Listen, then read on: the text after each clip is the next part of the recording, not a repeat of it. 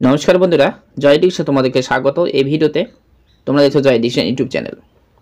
তো আজকে যে বিষয়টি আলোচনা করব, তোমরা থাম্বনেইলে অবশ্যই বুঝতেই পারছো যে প্রাইমারি যে টেট 2022-এর যে টেটটি হয়ে গেছে এবং তাতে শূন্যপদ কিন্তু পর্ষদ তরফ থেকে যে ঘোষণা করা হয়েছিল 11,765 জন। তার মধ্যে থেকে ইতিমধ্যে তোমরা জানো যে কোর্টের কেজের ভিত্তিতেই কিন্তু 20 থেকে 22-এর জন্য কিছু সিট রাখা হয়েছে 2000 সামথিং। এছাড়াও 9,533 জনের যে প্যানেল লিস্ট প্রকাশিত হয়েছে, তার মধ্যে থেকেও আবার 5% যে অ্যাডিশনাল সেই 582 জন তাদের কিন্তু বাদ দিয়ে যে এমপ্যানেল থাকতেছে, সেই এমপ্যানেলের ইতিমধ্যেই কিন্তু কাউন্সিলিং যে প্রক্রিয়া, সেই প্রক্রিয়া কি তোড়জোড় চলছে পর্ষদের তরফ থেকে। তো সেইটাই হচ্ছে তোমাদের বিষয় যে কাউন্সিলিং কোথায় হবে, সেটি ডিস্ট্রিক্ট ওয়াইজ হবে কি হবে না, এবং কারা সেখানে আগে সুযোগ পেতে চলেছে, এবং কাউন্সিলিংয়ের সাথে সাথে কি আমরা জয়েনিং লেটার পাবো কিনা। তো এই বিষয় নিয়ে আলোচনা করব কিন্তু তোমাদের এই ভিডিওতে। তো অবশ্যই ভিডিওটিতে তোমরা যদি নতুন দর্শক হয়ে থাকো অবশ্যই ভিডিওটিতে সাবস্ক্রাইব করবে এবং বেল আইকনটি বাজিয়ে দেবে। এছাড়াও তোমরা জানো এই চ্যানেলে আমি সাধারণত জব রিলেটেড অর্থাৎ প্রাইমারি থেকে আপার প্রাইমারি থেকে বিভিন্ন ধরনের যে চাকরি সংক্রান্ত কিন্তু যে আপডেট, সেগুলি কিন্তু আপডেট করতে থাকি। তো অবশ্যই তোমাদের এইগুলি প্রয়োজন এবং তোমরা সেটি পাবে আমাদের এই চ্যানেলে। তো ঠিক আছে, তো এই বিষয়ে যে আলোচনা সেটি আমি বিস্তারিত আলোচনা করবো, স্কিপ না করে অবশ্যই শেষ পর্যন্ত তোমরা দেখবে।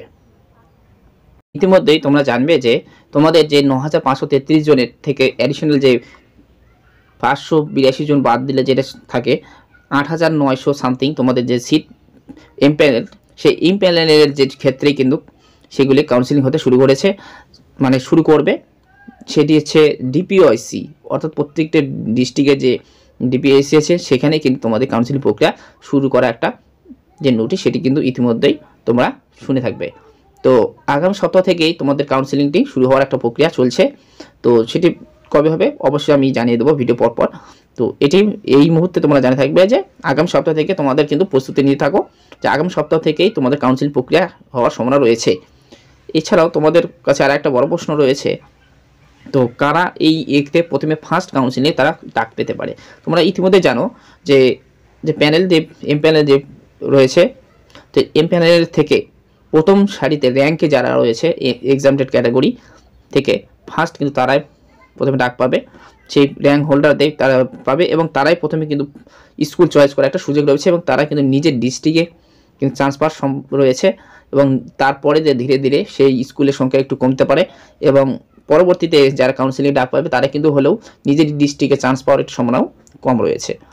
এবং আরও একটা প্রশ্ন তোমাদের, সেটি হচ্ছে কাউন্সিলিংয়ের সঙ্গে সঙ্গে আমাদেরকে জয়েনিং লেটার হাতে দেবে কিনা, তাই তো। তো ইতিমধ্যেই তোমরা বাকি যে নিয়োগগুলোর ক্ষেত্রে দেখতে পারো যে আমাদের ওয়েস্ট বেঙ্গলে যেগুলো নিয়োগ হচ্ছে সেগুলো সাধারণত আপার প্রাইমারি থেকে যদি সামনে আমরা দেখতে পারি, তো আপার প্রাইমারিতে যে কাউন্সিলিং হয়ে গেল সেগুলো থেকে আমরা শিক্ষা নিতে পারি যে সেখানে যে কাউন্সিলিংটা হয়ে গেছে সেখানেই ইতিমধ্যে তোমরা দেখবে যে যে কাউন্সিলিং হওয়ার পরেই সেখানে কোনো জয়েনিং লেটার কিন্তু হাতে ধরে দেওয়া হয়নি।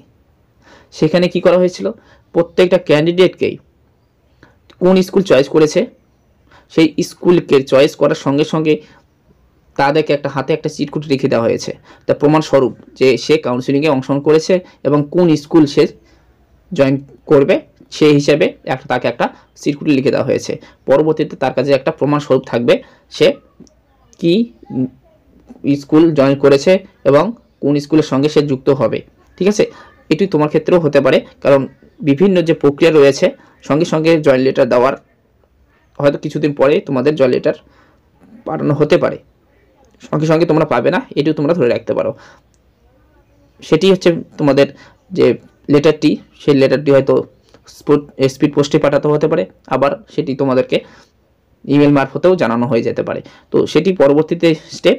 তার আগে তোমাদের যে বিষয়গুলি সেটি হচ্ছে 1 নম্বর, সেটা ডিপিওআইসি তোমাদের কিন্তু ইতিমধ্যেই যে নামের লিস্ট, সেই নামের লিস্টটি কিন্তু ইতিমধ্যেই পাঠানো শুরু হয়েছে। ইতিমধ্যে তোমরা দেখবে কিছু জেলার ভাইরাল হয়েছে কি নামের লিস্ট, কিন্তু দেখবে মানে যেই লিস্টটি তোমাদের ইতিমধ্যে প্রকাশিত হয়েছিল মানে ভাইরাল হয়েছিল, সেই লিস্টটিতে ভ্যাকেন্সি যে ছিল ভ্যাকেন্সি থেকে কিন্তু নামের লিস্ট কম ছিল, অর্থাৎ ভ্যাকেন্সি পূরণ করতে পারেনি। হ্যাঁ, মানা যায় সেই হচ্ছে হিন্দি ক্ষেত্রে হতে পারে, সাঁওতালি ক্ষেত্রে সেই ক্যান্ডিডেট কম হতে পারে, কিন্তু এক্সাম টেট থেকে নন এক্সাম টেট এগুলো কিন্তু মানা যায় না। কেননা ইতিমধ্যে তোমরা দেখবে প্রত্যেকটি যে সিট এবার কিন্তু ওয়েটিং লিস্টে রাখা হয়েছে। তাহলে ওয়েটিং লিস্টে রাখার কোনো কারণ থাকতো না।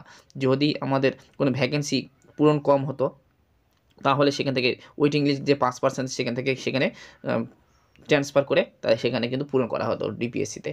সেটা একটা ব্যাপার। তো ঠিক আছে, তো এটাই হচ্ছে তোমাদের বক্তব্য জানানোর। ঠিক আছে, তোমরা অবশ্যই সতর্ক থাকবে। আর এরকম যদি কোনো ডিপিএসসি যে লিস্ট প্রকাশিত হয় তো অবশ্যই তোমাদেরকে আমি জানিয়ে দেবো। তো ভিডিওটি তোমাদের কেমন লাগলো? যদি ভালো লাগে থাকে অবশ্যই লাইক করবে এবং বন্ধুদের মধ্যে শেয়ার করবে। আর নতুন বন্ধু হয়ে থাকলে অবশ্যই চ্যানেলটিকে সাবস্ক্রাইব করবে এবং বেল আইকনটি বাজিয়ে দেবে।